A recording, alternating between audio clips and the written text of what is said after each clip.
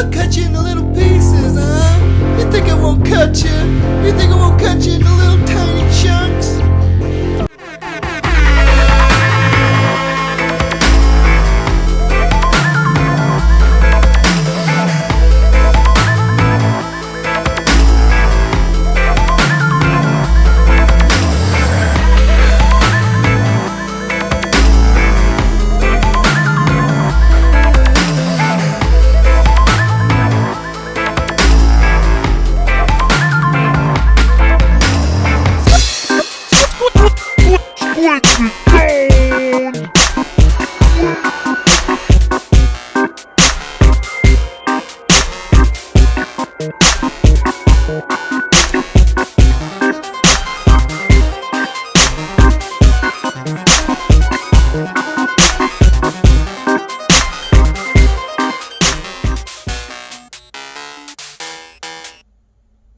Time again, I gotta turn back round and tell these hoes that I am the H and I see bitch, that's just the way it goes. I be on that shit that I had you on that I don't want no more. At this time I need all my freak hoes to get down on the floor. If you came to rep your set, right now nigga let them know. If it's jail I get for stomping and hitting the street, fuck it I go. Freak I be out in the week, straight geek swerving down your street. In the stolen Bonneville with 23s on the feet. The legend Rocky D. Brown, back in time to beat it down. Give me face, I love the sound. Slap the taste, they hit the ground. Back in the A, clicked up, pick up with some PIs that don't play. On that kryptonite we stay, so how we might fly away. I be on that kryptonite, straight up on that kryptonite. I be on that, straight up on that. I be on that kryptonite. I be on that kryptonite, straight up on that kryptonite. I be on that, straight up on that. I be on that kryptonite. I be on it all night, man. I be on it all day, straight up. If you want me, you can find me in the air. I'm on it, I'm on it, I'm on it, I'm on it. Do not block the vent. FSR devices typically have an air vent that runs from the open active area down the length of the tail and out to the atmosphere. This vent assures pressure equilibrium with the environment, as well as allowing even loading and unloading of the device.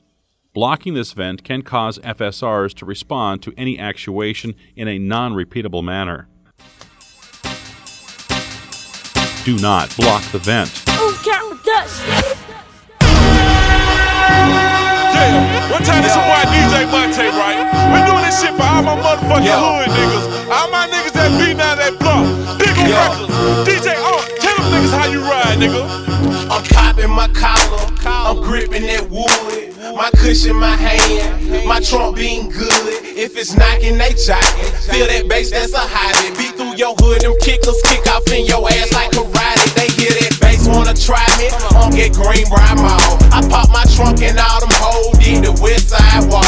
I'm with my Tay and assault. System sounding so mean. 26s make it stretch. Sitting high like I mean. Big go down for my team. Trunk thumping some crucial. Bumping B.I.G. and T.I.P. Headed the club crucial. On my waist is a Ruger. Love my bass and my amps. Adjust your tweeters, make it sweeter. Chain bright as a lamp. They feel me. Beam down your block and you can hear when I'm coming. I'm beam down your block and you can hear when I'm coming. I'm beam down your block and you can hear when I'm coming. I'm beam down your block and you can hear when I'm coming. Can you feel me?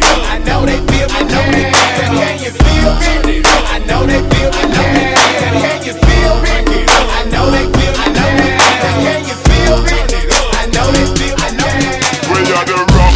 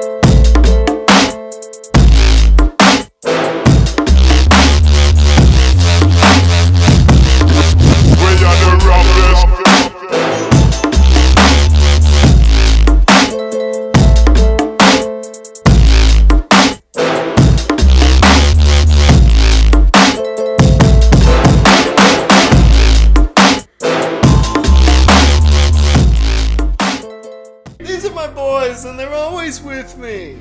And they support what I say. Thank you, boys. Here's one of my frames with a couple of risers in here.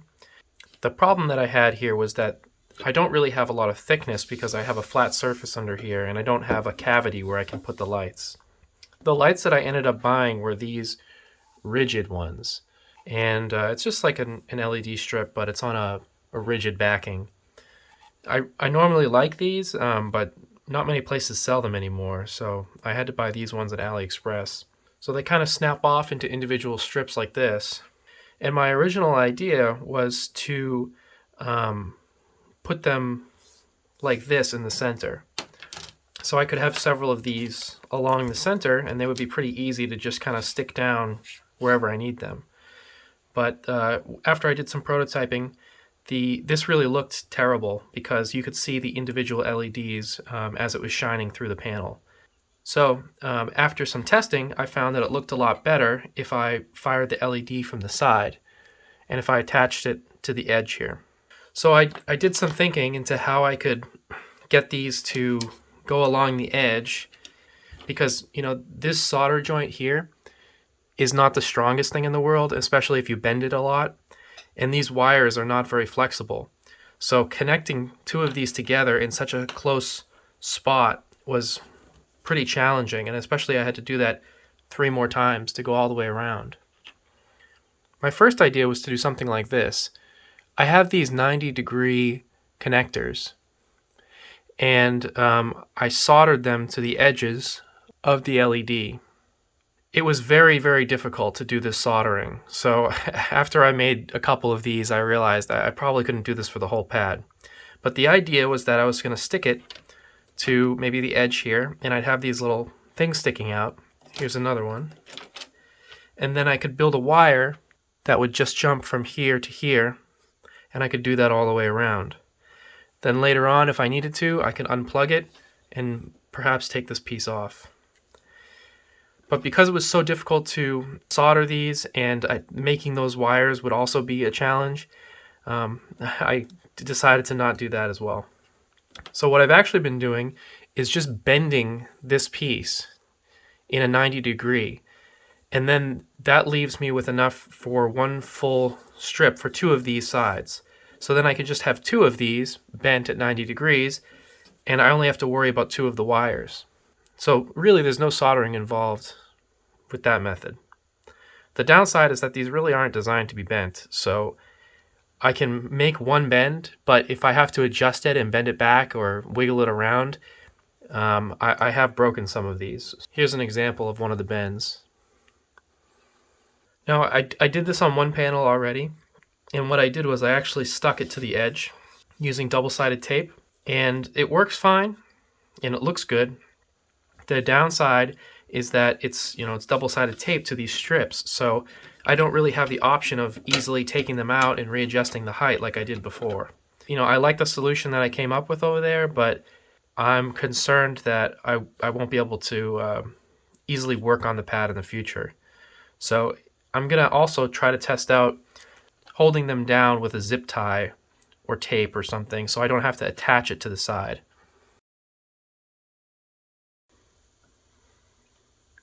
So it's right here.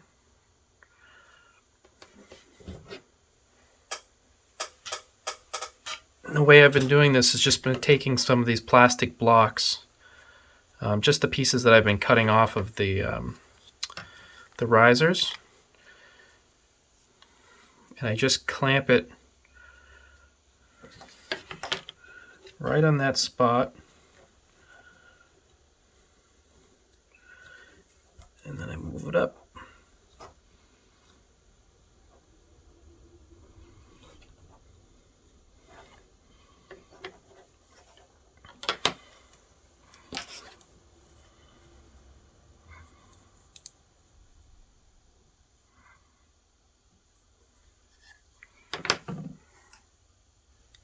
There's a nice sharp bend.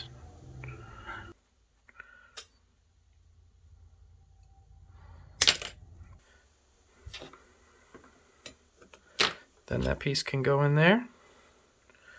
and then I can attach it with this wire. So now before I go any further, I'm just going to test it real quick to see if that bend broke anything. So I have my super dangerous power supply where I just cut off the edges, and so I can't touch these together once I plug this in. I really should get like a bench power supply, but touch the positive to the black and the negative to any of the other colors. Okay, there's blue, red, green. And if I put the negative in between, I can kind of mix the colors. So this LED still works after bending it, so that's all I wanted to check.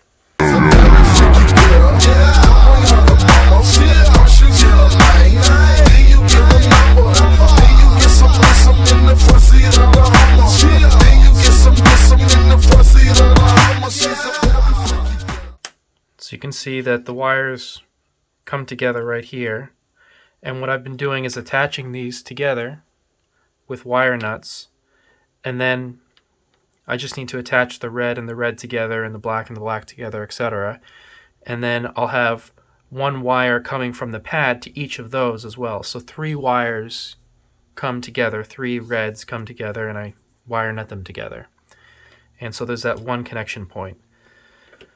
So I thought this was a lot easier than having to make a bunch of separate ones of these and then connecting them all together. This way there's kind of less parts I have to worry about, less connections. So it seemed to work out well, even though bending them is like very cringe, and I'm sure that I'm not supposed to be doing that. This is the idea that I'm coming up with for like a second version of that. And instead of gluing it directly to the spacers here or double-sided taping it to the spacers here, I'm using these little clips, and these are zip tie mounts. And what I ended up doing was actually just cutting them. I just trim one of the sides off, and then I just put a little slit in here, and that allows it to hold the LED. So this is really, it would be a lot easier if I had like a 3D printer and I could just print these things. But I'm essentially just making these little holders that hold the strip vertically like that. So I can get them, reasonably close to the edge. Is still going to be a gap there for sure. And it's not as clean looking as the other one. The positive side is that I can now access the screws here, and I can take this out, and this whole thing is not attached to this. So it seems like in the long run, this is going to be a lot more maintainable. So far, I have these lighting controllers set up. This is the underglow. This is going to be one of the corners which isn't being used right now. There's up, and then there's the other corner. And it kind of, they chain off of each other, and I'm going around like this. And my next panel is actually the last one, so bummer I planned it that way. But so right now I have to wire all of these up right now. So I just have all of these wires cut to length for what I need, and I'm just going to make connectors for all of them. Just that 4-pin connector that will go right there.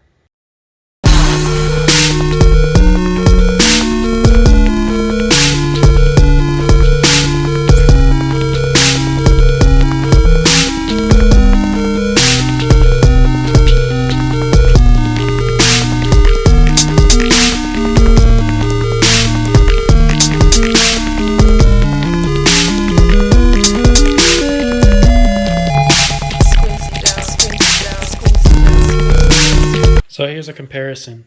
This up arrow has the LEDs that are double-sided taped directly to the spacers, and this one has them just held in by these little clips.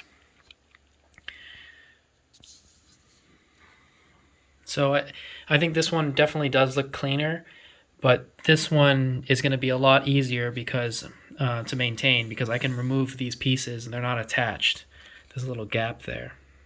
You can see that the lights here are very flush to the edge, and there's just a little bit more space on this one. It's really not that noticeable though. You'll see that you can see the wire here. All the wires, they're all bunched up. I have to figure out some way of keeping these wires down. Not really sure what I'm going to do about that yet. But yeah, it's a little bit more work to get it like this, but I think I'm going to do the other arrows like this, and I'll probably leave the up arrow alone. And, you know, if I ever have to take it apart and change the height, then I'll just end up ripping the whole thing out and redoing it. But I don't feel like doing that now. So I'll just build all the other ones like this, and, you know, they should be easier to maintain going forward. Bruh, look at this dude. Wait till you see the. No.